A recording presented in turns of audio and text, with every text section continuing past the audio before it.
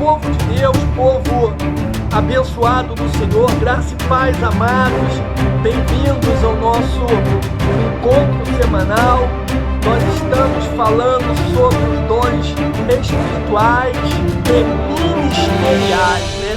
Semana passada eu falei sobre os dons de revelação, e ali nós vimos a palavra da sabedoria, a palavra da ciência, e fechamos a lição falando sobre o dom de discernir os espíritos. Hoje nós vamos falar sobre os dons de poder.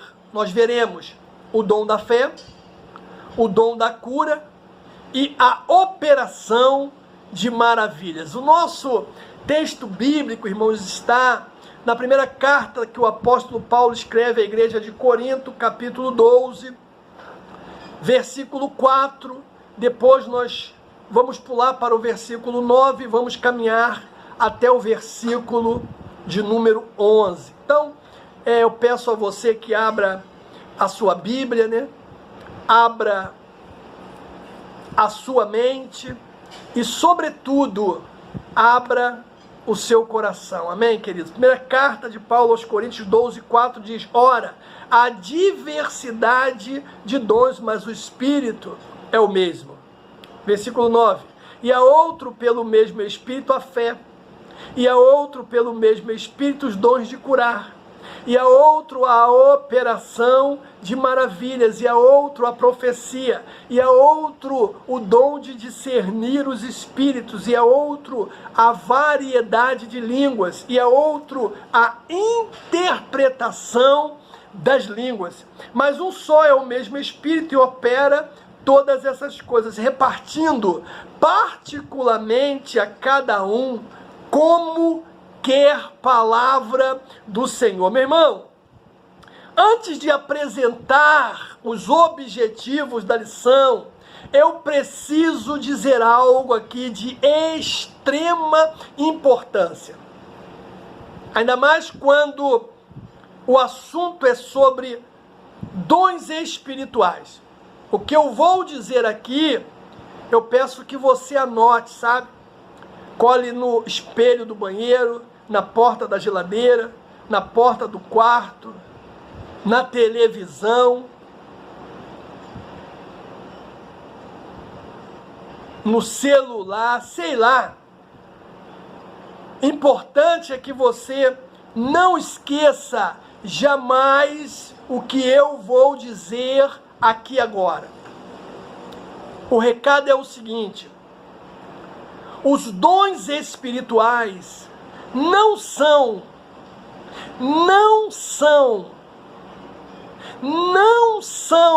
aferidor de espiritualidade, meu irmão.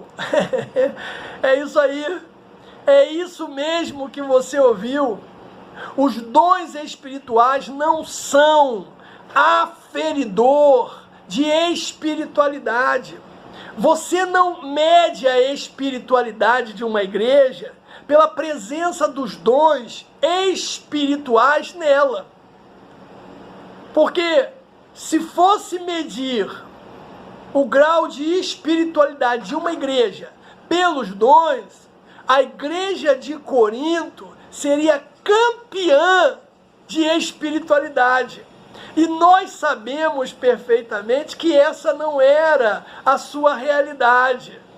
Ainda que o apóstolo Paulo afirme no capítulo 1 e o versículo 7 que ela tinha todos os dons espirituais, o próprio apóstolo Paulo faz questão de chamá-la de carnal, meu irmão. Ou seja, os dons espirituais não são aferidor de espiritualidade. Nós temos para a lição de hoje 3 objetivos, meu amado. Primeiro é definir o que significa fé.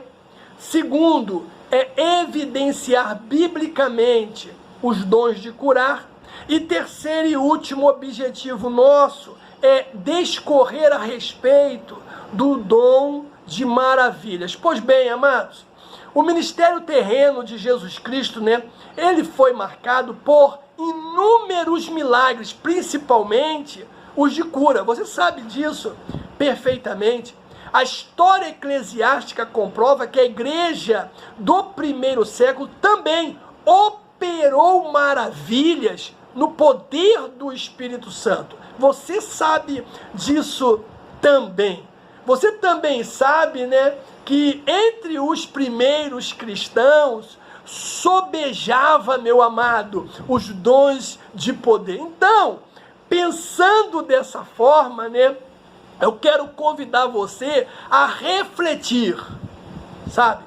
Eu quero convidar você a pensar, porque se Jesus não mudou, e nós sabemos que ele não mudou, né? A própria Bíblia se encarrega de afirmar que ele não mudou. Ela diz que ele é o mesmo de ontem, é hoje e será eternamente. Ou seja, Jesus não mudou, Jesus não muda.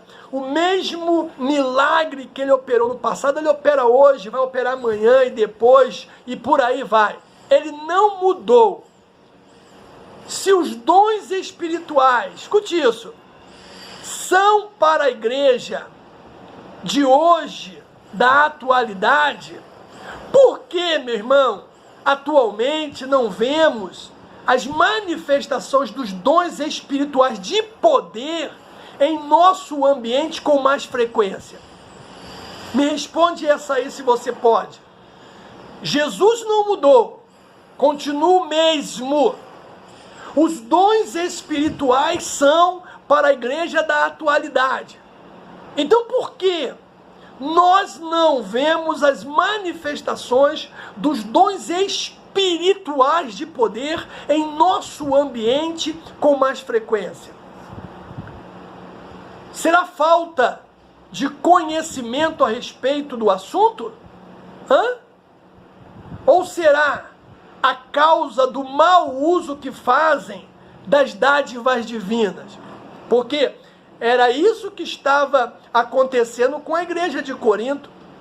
Eles não estavam usando os dons espirituais, eles estavam abusando dos dons espirituais. Meu irmão, a verdade é que os dons de poder, eles são necessários à vida da igreja. O primeiro ponto da nossa lição de hoje, nós vamos falar sobre o dom da fé. E aqui nós veremos o que significa fé. Nós vamos ver a fé como dom. E também nós vamos falar sobre alguns exemplos bíblicos do dom da fé. O que significa fé? Meu irmão, na Epístola aos Hebreus, nós lemos o quê? Que a fé é o firme fundamento das coisas que se espera e a prova das coisas que não se vê. Em Hebreus 11, versículo 1. Essa, na verdade, é a definição bíblica sobre a fé, porque mostra a total confiança e dependência em Deus. Nós aprendemos com o texto, né, do capítulo 11 aos Hebreus, conhecido como a galeria dos heróis da fé, que Deus é poderoso para fazer todas as coisas, sendo a nossa fé em Deus fundamental para as operações divinas entre os homens. Ou seja, meu irmão, se você quer ver Deus operar poderosamente no nosso meio, se você quer ver Deus derramando poder em nosso meio, nós precisamos da fé. Porque sem fé não rola, irmãos. Sem fé não há operações divinas. O próprio texto, né, da carta aos Hebreus, capítulo 11, deixa claro isso. Sem fé é impossível agradar a Deus. Aí nós temos a fé como um dom, porque essa fé, ela na verdade, né, ela é distinta daquela da nossa conversão.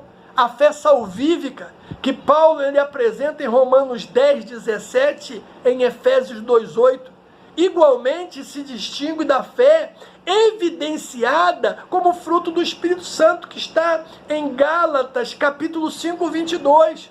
O dom da fé, meu amado, é a capacidade que o Espírito Santo concede ao crente para que este realize coisas que transcendem a esfera natural da vida, objetivando sempre a edificação da igreja.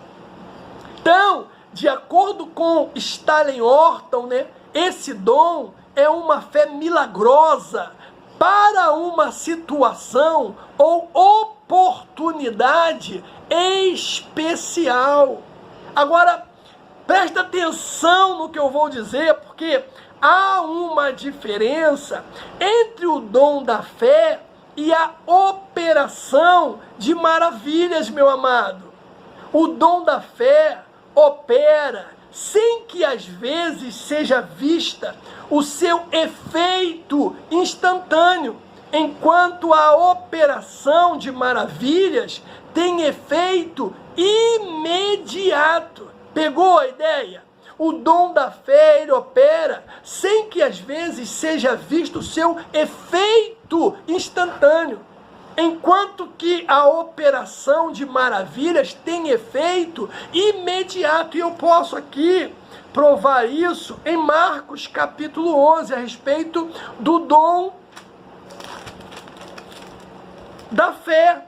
11, versículo 12 ao versículo de número 20, olha o que diz. No dia seguinte, quando saíram de Betânia, teve fome. Vendo de longe uma figueira que tinha folhas, foi ver se nela acharia alguma coisa. E, chegando a ela, não achou senão folhas, porque não era tempo de figos. E Jesus, falando, disse à figueira: nunca mais coma algum fruto de ti.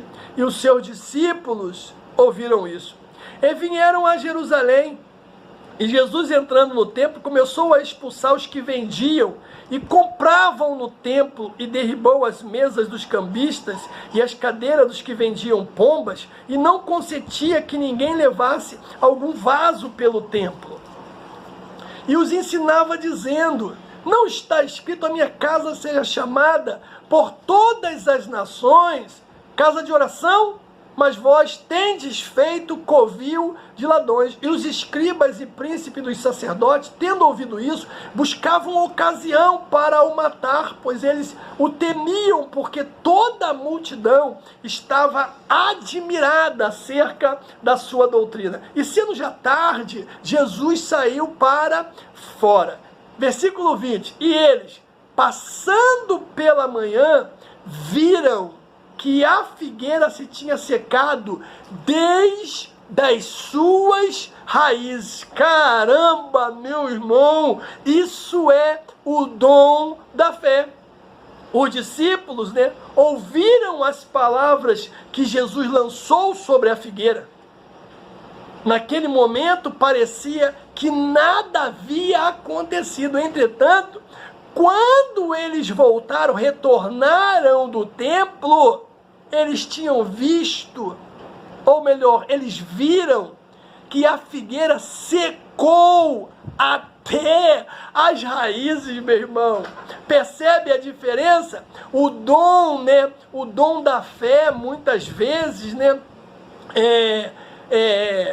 o seu efeito não será o quê? Instantâneo. E nós temos que ter essa ideia, sabe? Isso é importante. Eu posso aqui também dar alguns exemplos, meu irmão, sobre o dom da fé.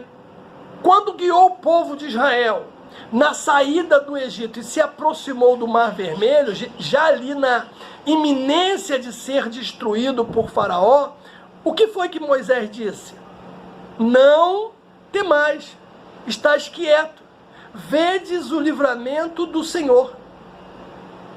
O que vistes hoje, nunca mais verás para sempre. O Senhor pelejará por vós, e vós calareis. Isso está em Êxodo capítulo 14, ou seja, Moisés viu pela fé, o livramento do Senhor, antes do fato, meu irmão, acontecer. Esta é uma boa mostra bíblica do exercício do dom da fé. Você entendeu?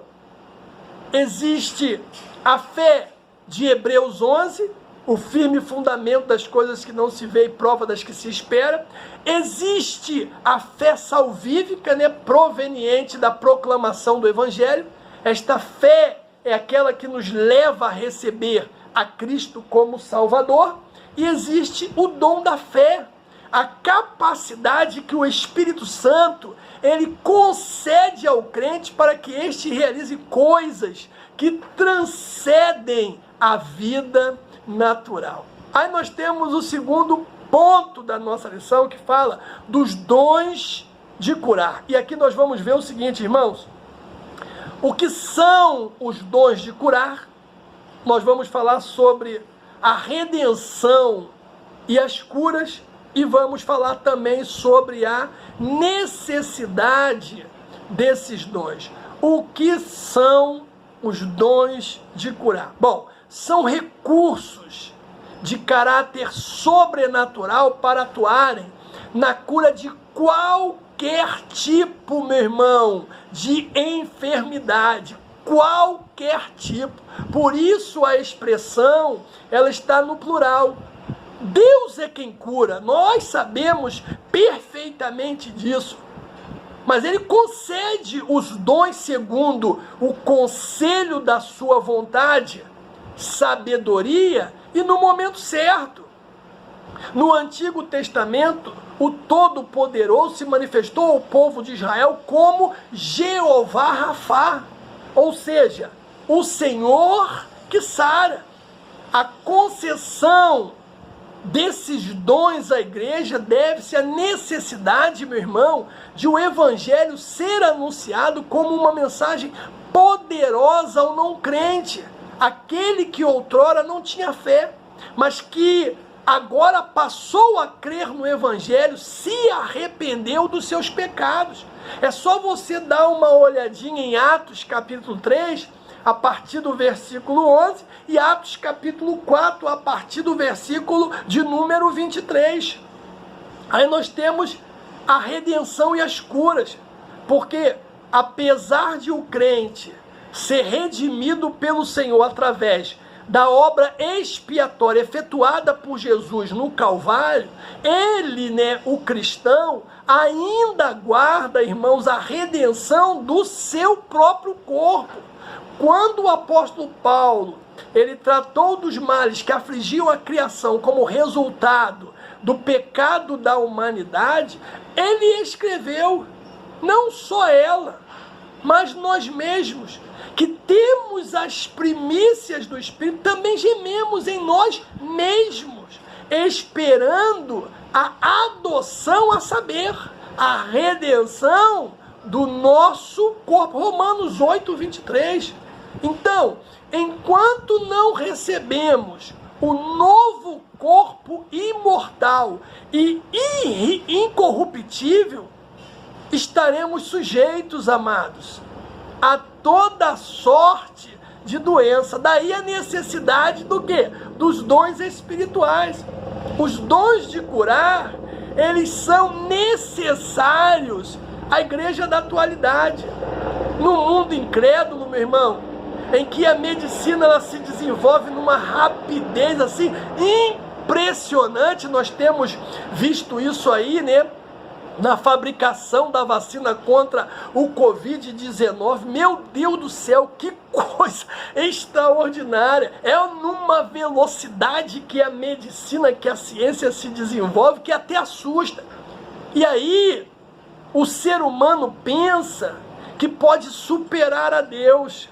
A humanidade, meu amado, precisa compreender a sua limitação e convencer-se da sublime realidade de um Deus todo-poderoso que, em sua misericórdia e amor, concede sabedoria a homens e mulheres para multiplicar o conhecimento da medicina, visando o quê? o bem-estar de todos. Eles nem sabem disso, infelizmente, né? Muitos deles, é claro, que esse dom, essa sabedoria em fabricar, né, vacinas que vai beneficiar a população, isso vem do alto, isso vem de Deus. É Deus que concede isso ao homem. Também. Agora, quanto aos dons de curar, são manifestações de poder sobrenatural que o Espírito Santo coloca, meu irmão, à disposição da igreja para que a humanidade ela reconheça que Deus tem o poder de sanar todas as doenças. Isso é dom sobrenatural, meu irmão. Aí nós temos o quarto ponto da nossa lição, que fala do dom de operação de maravilhas. E aqui nós vamos ver o dom de operação de maravilhas e vamos falar também sobre alguns exemplos bíblicos e vamos fechar falando sobre a distorção no uso dos dons de curar e de operação de maravilhas. Pois bem, irmãos, dom de operação de maravilha. Este dom realiza obras extraordinárias, além do poder humano, sabe? O dom de operação de maravilha altera a ordem natural das coisas consideradas impossíveis e impensáveis. Olha que coisa, irmão, extraordinária. Você quer exemplo? O ministério terreno de Jesus, ele foi marcado por operação de maravilhas. O bom mestre, diz a palavra do Senhor em Mateus 8, que ele fez o quê? Ele repreendeu o mar e o vento, 8:23. E entrando ele no barco, seus discípulos o seguiram. E eis que no mar se levantou uma grande tempestade, tão grande, que o barco era coberto pelas ondas. Ele, porém, estava dormindo. E os seus discípulos, aproximando-se, o despertaram, dizendo: Senhor, Senhor, salva-nos que perecemos. E ele disse-lhe: por que temeis, homens de pequena fé?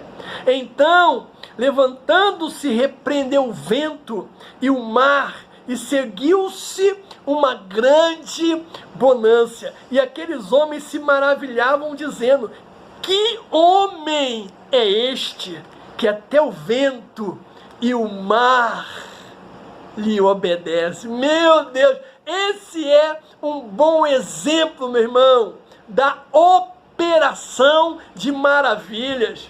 O nosso Senhor atestou por muitas vezes, meu amado, o seu poder sobre a natureza criada para a sua glória. Só você olhar aí João 1, versículo 3.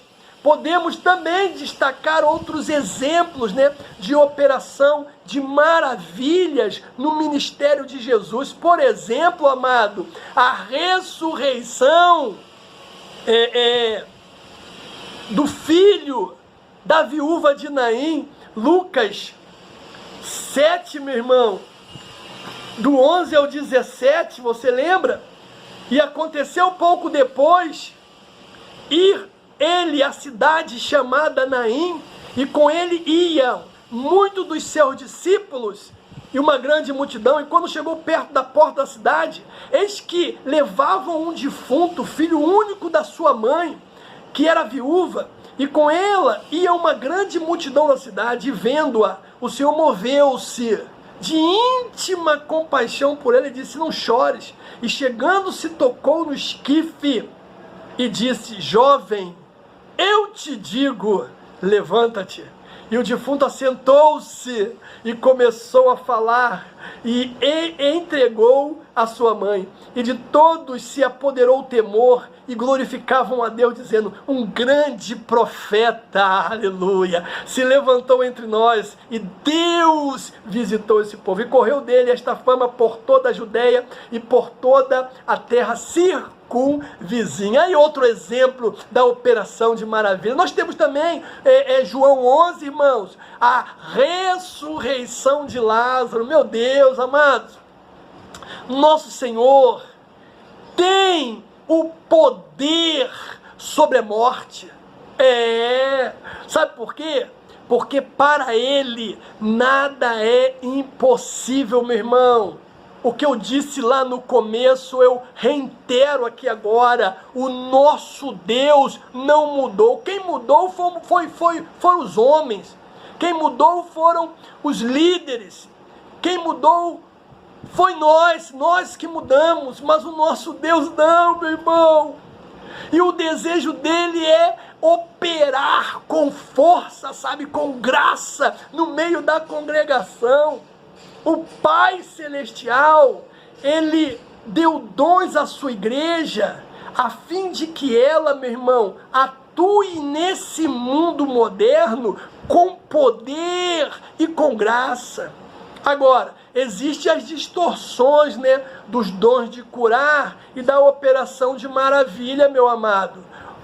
O cristão não tem autorização divina para determinar, para decretar ou exigir a cura dos enfermos. É o que mais nós vemos aí. Eu determino, eu decreto, eu exijo. Ih, meu irmão, esquece isso, cara. A nossa relação com Deus não se dá em forma de barganha. Quem somos nós, irmãos, para exigir alguma coisa do nosso Senhor? Se não fosse a graça e a misericórdia de Deus, o que seria de nós? Hein? Estamos de pé, estamos falando, somos usados por Deus por causa da sua graça, por causa da sua misericórdia. Ei, meu irmão? Então, como discípulo de Cristo, devemos o quê? Rogar ao Pai, buscando-o de todo o coração, para que Ele cure os doentes, porque essa é a recomendação da palavra de Deus. A palavra recomenda que oremos pelos enfermos, Tiago 5,14. A palavra diz o quê? A oração do justo pode muito em seus efeitos. E independe, irmãos, de se ter ou não o dom. Jesus nos ensinou que em seu nome deveríamos impor as mãos sobre os enfermos para que eles sejam curados. Marcos 16. Nossa responsabilidade é orar pedindo o que é cura. Quem sara o enfermo de acordo com a sua soberana vontade é Deus. O crente que impõe as mãos sobre o enfermo não pode, irmãos, ser tratado como um ídolo na igreja, principalmente se o enfermo ele for curado. De vez em quando não acontece isso por aí? Nem podemos imaginar que porque aconteceu um milagre aquela vez, sempre haverá outro milagre. Que o Altíssimo, meu irmão, Ele tenha misericórdia de nós e nos proteja desta pretensão. Quem opera os sinais e as maravilhas é o Senhor, não nós, não o homem.